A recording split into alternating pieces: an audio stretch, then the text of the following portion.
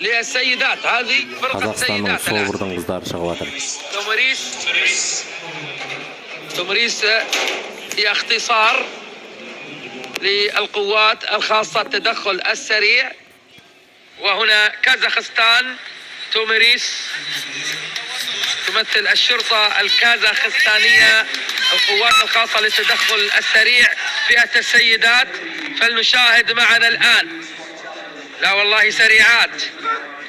أول تحدي هو الموانع مع كامل العتاد، والآن أيضا يجب أن تتعاون لأن كاسر الأبواب ثقيل جدا 10 كيلو جرام وزنه.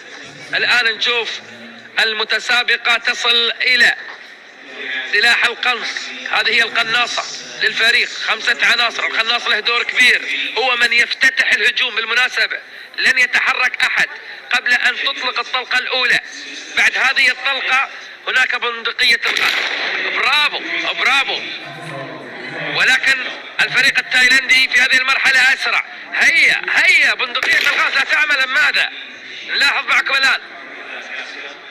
يجب أن تطلق الآن البندقية. سنايبر молодец. تراجع في الزمن بالنسبة للسيدات هنا لكازاخستان أمام سواء كان الفريق السيدات التايلندي.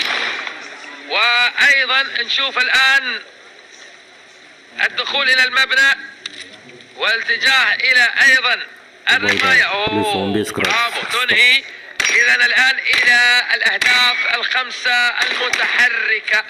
القناصة الكازاخستانية فريق تومريس يمثل شرطة كازاخستان وزارة الداخلية الكازاخستانية. تومريس من كازاخستان. الفريق السيدات الآن بدأ يعيد التوازن بالسرعة.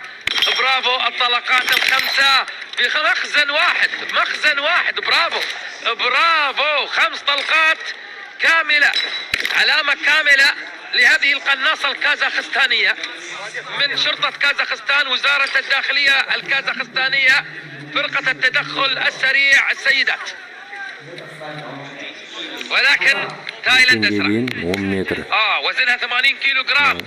كيف راح تتعامل مع هذه الدمية؟ والله هذه القناصة هي القناصة أنهت دورها وأتت الآن لتنهي. التعاون مطلوب. القوة مطلوبة. الأداء مطلوب أيضا ما بين العناصر ال5 لكل فريق. مستوى متطور، أداء متطور في هذه اللحظات. شاهد معكم اذا في الصورة. هذا فريق تومريس فئة السيدات. الشاهد معكم الان القوة والاداء.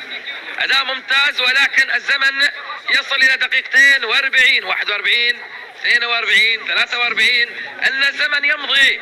والان الصورة فريق تومريس ولكن لا زالت هناك العنصر الاخير مع كاسر الابواب. هي عليها ان تصل في الان اللحظات دقائق. لحد هذه اللحظة يعتبر الفريق المميز هو أفضل فريق لحد الآن بالنسبة للسيدات. الشرطة الملكية التايلاندية للسيدات رقم قياسي يضاهي قوة الرجال.